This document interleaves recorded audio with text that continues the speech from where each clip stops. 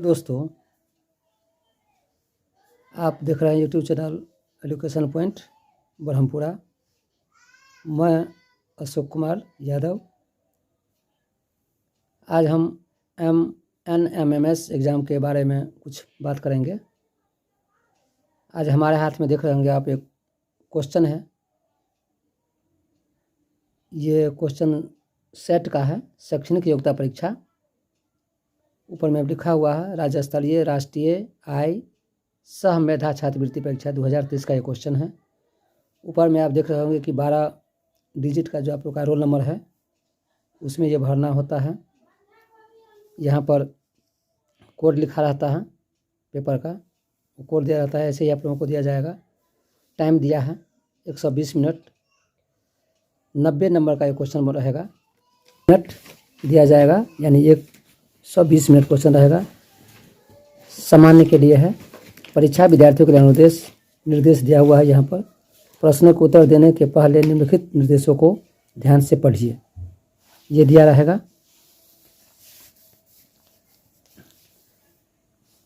अपना scheme code, state code, वर्ष, जिला कोड, सेंटर कोड और क्रमांक जैसे कि आपके प्रवेश पत्र में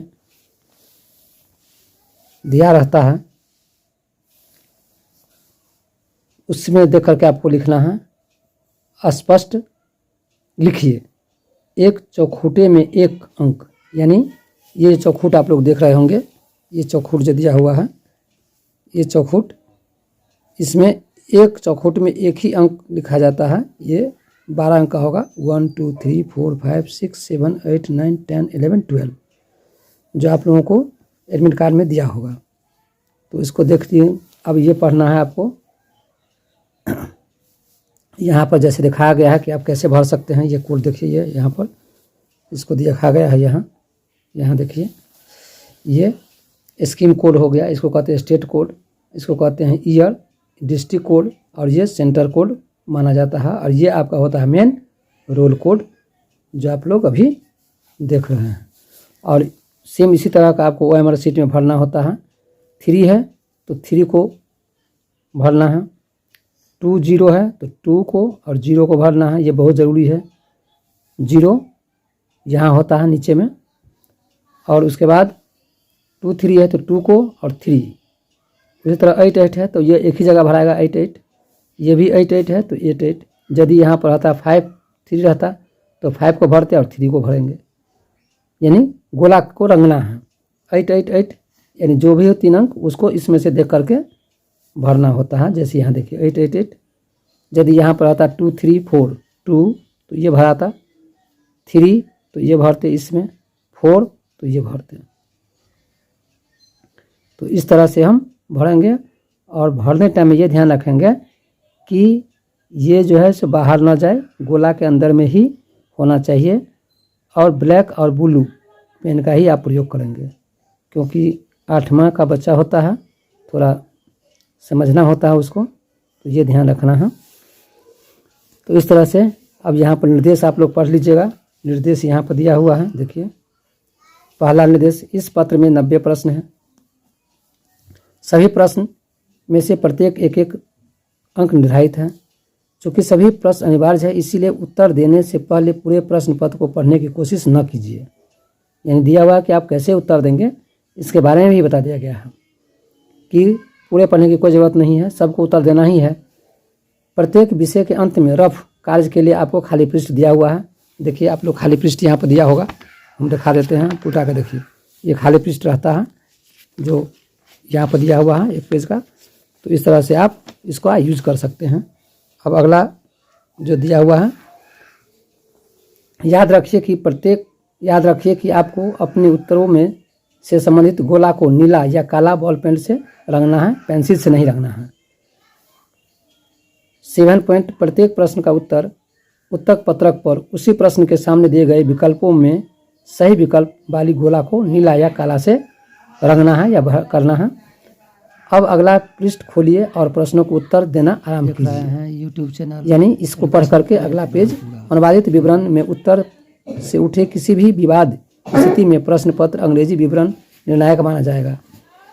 यानी अंग्रेजी में जो क्वेश्चन लिखा हुआ है उससे आपको अस्पष्ट होता है भाषा, इसीलिए इसको मतलब समझने के लिए अंग्रेजी का भी आप वर्ड का यूज़ कर सकते हैं। स्कीम कोड, स्टेट कोड, ये नोट में दिया हुआ, देखिए बहुत ज़रूरी है ये। जिला कोड, सेंटर कोड, क्रमांक भरने के अतिरिक्त प्रश्न पुस्तिका पर कहीं कुछ नहीं लिखे है, ये है, इसी को कहते हैं प्रश्न पुस्तिका। प्रश्न को ही प्रश्न पुस्तिका कहा जाता है। इसमें आप इसके अलावा, इसमें भरने के अलावा, ये जो दिया हुआ ये कोड, इसमें भरने के अलावा आप दूसरा जगह कुछ नहीं भरेंगे। तो इसका ये कहने का अर्थ है। देख रहे हैं अब यहाँ देखिए कुछ नहीं लिखना है, अपूर्ण। Thank you. ये हो गया। अब देखिए यहाँ से इसी को हिंदी में, ये हिंदी में लिखा हुआ है, ये हिंदी में है, ये हिंदी में था, इसी का इस पेज के पलट में इंग्लिश में दिया हुआ है, वही बात है। तो इसको कोई ज़रूरत नहीं है, इसको पढ़ने का ये कोई ज़रूरत नहीं है। अब आते हैं हम क्वेश्चन पर। तो क्वेश्चन हम देख लेते हैं क्या क्या क्वेश्चन, किस तरह का क्वेश्चन है। देखिए यहाँ पर शैक्षणिक योग्यता परीक्षा 90 मिनट वही दिया हुआ है। समूह का नाम देखिए, इसमें 3 खंड है।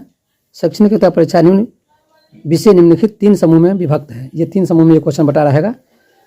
तो समूह का नाम भी दिया हुआ है यहाँ, विज्ञान विषय से सामाजिक अध्ययन एवं मानसिक विषय समूह और मैथ, इसी में रहता है। तो इसमें आप देख लीजिए, ये जो रहेगा 35 नंबर का, यहाँ ये भी 35 नंबर का, और ये मैथ 20 नंबर का रहता है। तो सबका अंक भी वही है, प्रश्न संख्या भी वही है, और अंक सबका 1-1 नंबर का लगा। तो 35 नंबर का, ये 35 नंबर का, और ये 1 नंबर का हो गया। तो इस तरह से कृपया पन्ना उल्टे और अपना कार्य आरंभ करें। ये वही बात इंग्लिश मीडियम में है। तो ये भी आपका क्वेश्चन यहाँ से शुरू नहीं है, क्वेश्चन शुरू है नेक्स्ट पेज। नेक्स्ट पेज में पहले विज्ञान विषय दिया हुआ क, देखिए विज्ञान विषय से है। तो विज्ञान में भी, विज्ञान विषय में देखिए क्या है, यहाँ देखिए फिजिक्स भौतिकी विज्ञान विषय से क्वेश्चन दिया है। एक तरफ इंग्लिश में रहेगा, यहाँ एक तरफ इंग्लिश में ये दिया रहेगा, और एक तरफ ये हिंदी में। तो हिंदी वाला विद्यार्थी हिंदी में देंगे, अंग्रेजी जिसको समझ में आता है अंग्रेजी का भी यूज़ कर सकते हैं क्वेश्चन को समझने के लिए। यहाँ पर दिया हुआ है, देखिए पहला क्वेश्चन भौतिकी से है। पहला क्वेश्चन है कि क्षुद्र ग्रह डैश की कक्षाओं के बीच पाए जाते हैं। तो ये आंसर है मंगल और बृहस्पति के कक्षा के अंदर में आता है। अब देखिए यहाँ क्वेश्चन है, जब कांच की छड़ को रेशमी कपड़े के टुकड़े से रगड़ा जाता है, तो ये उत्तर, ये नहीं उत्तर होगा। उत्तर यह कांच की छड़ और रेशमी कपड़े दोनों धनावेशित हो जाते हैं। ये होगा कांच की छड़ धनावेशित हो जाती है और रेशमी कपड़ा ऋणावेशित। तो ये गलत है, ये सही होगा। ये दिया हुआ है, तरलों द्वारा होने वाले घर्षण को कहते हैं कर्षण। ये सही आंसर है, ये गलत है।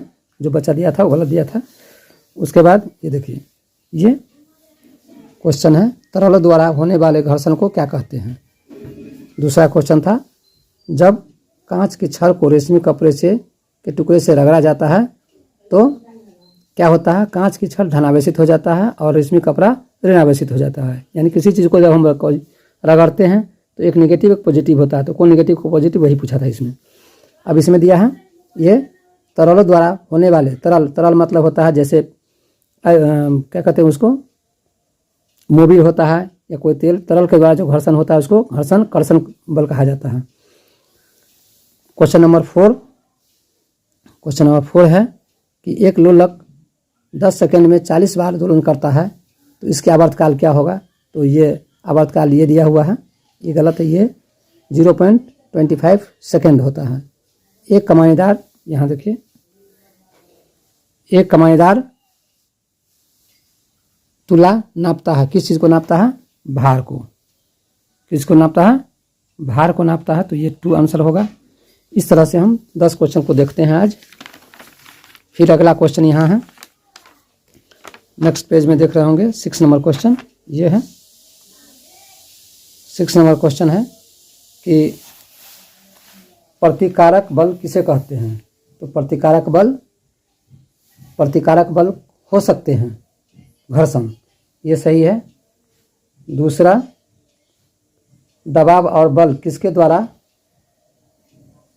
द्वारा संबंधित है। दबाव और बल यानी दाब और बल किसके द्वारा संबंधित है। तो पहला आंसर है, बल बराबर होता है दाब गुने क्षेत्रफल। दबाव गुने यानी दाब गुने क्षेत्रफल। ये हो गया, ये 7वां नंबर क्वेश्चन था। अगला क्वेश्चन है, एक छवि का प्रभाव रेटिना पर बना रहता है। एक छवि का प्रभाव रेटिना पर बना रहता है 1 सेकंड का 1/16वां भाग। यही उत्तर है। दूसरा था, ये देखते ऑप्शन देख सकते हैं, तो चौथा पर लगाया था जो गलत है। अब क्वेश्चन नंबर ये 9 में निर्देश दिया हुआ, 9 में क्वेश्चन नंबर 9 देखिए, प्रकाश की किरण दर्पण के समतल से 20 डिग्री का कोण बनाते हुए दर्पण पर आपतित होती है। आपतित और परावर्तित किरणों के बीच का कोण होगा। तो इसमें दिया हुआ 140 डिग्री, यानी दर्पण के बारे में दिया हुआ। प्रकाश के परावर्तन के चैप्टर में आप पढ़ सकते हैं, जो 8वें में भी है और 7वां में भी है। इसको आप देख सकते हैं। यहाँ क्वेश्चन नंबर 9 देखिए, तो इसका 140 आंसर दिया हुआ है 3 ऑप्शन में। तो 9 क्वेश्चन है। 10 नंबर क्वेश्चन देखिए, फिजिक्स से ही है, फिजिक्स से। ये देखिए, कॉपर सल्फेट के विलयन में धारा प्रभावित करने का प्रभाव होता है। यानी कॉपर सल्फेट के विलयन में यदि बिजली प्रभावित की जाती है तो क्या होता है, तो इसका ऑप्शन नंबर 2 आंसर है। ऋण टर्मिनल से जुड़ी प्लेट पर तांबे का जमाव हो जाता है। तो 1 नहीं ऑप्शन सही है, 2 ऑप्शन सही है। और इस तरह से क्वेश्चन नंबर 11 देखिए, ध्वनि तरंग की तारत्व किस पर निर्भर करता है। ध्वनि तरंग, तो तरंग ऑप्शन तरंग चैप्टर से दिया हुआ है। ध्वनि तरंग किस पर निर्भर करता है, तो ये देखिए आप देख सकते हैं। तो इसका आंसर है पहला, तरंग की आवृत्ति पर निर्भर करती है। तो इस तरह से हम चैप्टर आगे देखेंगे। ये अभी हम देख रहे थे पेज 3, यहाँ पर देखिए पेज 3 लिखा हुआ है। देख रहे तो हैं यूट्यूब चैनल। आगे हम दूसरे वीडियो में ब्रह्मपुर। दिखाएंगे। Thank you. कल फिर हम वीडियो डालेंगे। यदि आपको ये अच्छा लगा हो तो वीडियो को लाइक और शेयर और सब्सक्राइब जरूर कीजिएगा, ताकि हम आपसे मोटिवेट हो सकें। तो आगे हम इसको तैयारी करेंगे।